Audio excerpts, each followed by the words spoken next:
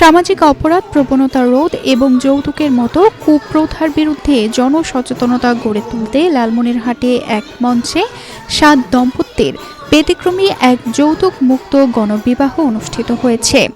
লালমনিরহাট জেলার গর্ব যে যৌতুকবিহীন বিয়ে করছে, কেননা আমাদের সমাজ অনেক আগে নিয়ম নীতি মেনে চলাফেরা করে, তাই আমরা যৌতুকবিহীন বিয়ে করে তাদেরকে আমাদের পথে ফিরিয়ে আনার চেষ্টা করতেছি। আমরা এখানে আজকে যৌতুকবিহীন বিয়ে করতে এসেছি।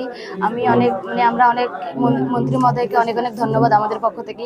আলোকিত লালমনিরহাটের উদ্যোগে জেলা পরিষদ অডিটোরিয়ামে শুক্রবার রাতে আয়োজিত এই অনুষ্ঠানে লালমনিরহাট সদর উপজেলার 7টি ইউনিয়নের 7 জোড়া বরকনে পবিত্র বিবাহ বন্ধনে আবদ্ধ হন।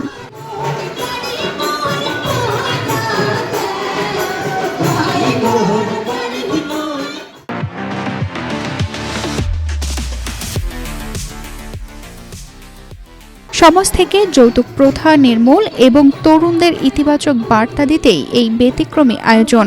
মহান আল্লাহর রহমতে আমি আজকে বিবাহ করতে আসছি, একটা সামাজিক বন্ধনে হতেছি আজীবনের জন্য।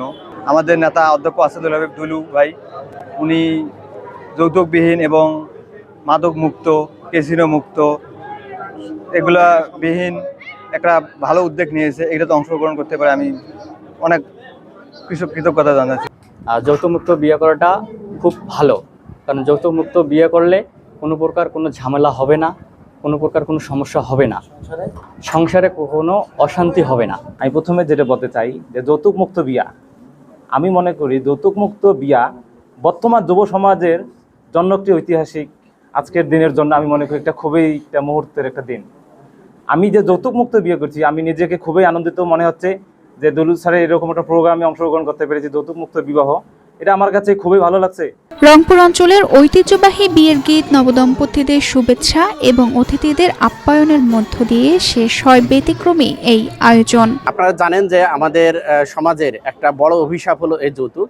এই যৌতুকের কারণে কিন্তু আমাদের 50% বলা হয় যে একটা হিসাবে 50% আমাদের তরুণ তরুণীদের যে বিয়ে হয় তার মধ্যে 50%ই হলো যৌতুকের শিকার হয়। এই যৌতুকের শিকারের কারণে তাদের সংসারে নানা ধরনের অশান্তি দেখা দেয় এবং সামাজিক নানা অপরাধ সংঘটিত হয়। তো এই অপরাধগুলো যাতে না হয় সেই জন্য আমরা আলোকিত লালমনিরহাটের আয়োজনে এই যৌতুকবিহীন বিবাহর আয়োজন করা হয়েছে। অনুষ্ঠানে প্রধান অতিথি হিসেবে উপস্থিত ছিলেন দুর্যোগ ব্যবস্থাপনা ও ত্রাণমন্ত্রী অধ্যক্ষ আসাদুল হাবিব দুলু। এ সময় আরও উপস্থিত ছিলেন জেলা প্রশাসক মোহাম্মদ রাশেদুল হক প্রধান, জেলা পরিষদের প্রশাসক AKM Mominul Haque, police super Asaduzzaman সহ বিভিন্ন শ্রেণী পেশার মানুষ। আপনারা তো জানেন যে যৌতুক একটি সামাজিক অপরাধ হিসেবে বাংলাদেশে এখন ব্যাপকভাবে বিস্তার লাভ করেছে। এর ফলে আমাদের বোনদের সংসার অনেক সময় ভেঙে যাচ্ছে এবং নানান নির্যাতনের শিকার হচ্ছে এই আমাদের বোনেরা। সেখান থেকে আমরা চাই যে যৌতুকবিহীন বিয়ে হয়ে গেলে যে দাম্পত্য বন্ধনটা এটা অটুট থাকবে, ভালোবাসাটা থাকবে এবং তারা সুখে সংসার করতে পারবে। অতিথিরা বলেন, যৌতুকের মতো সামাজিক ব্যাধি দূর করতে এবং মানবিক সমাজ গঠনে এ ধরনের উদ্যোগ সারা দেশের জন্য অনুকরণীয় দৃষ্টান্ত হতে পারে। তানজিদা রহমান, ইনায়া, বাংলাদেশ প্রতিদিন।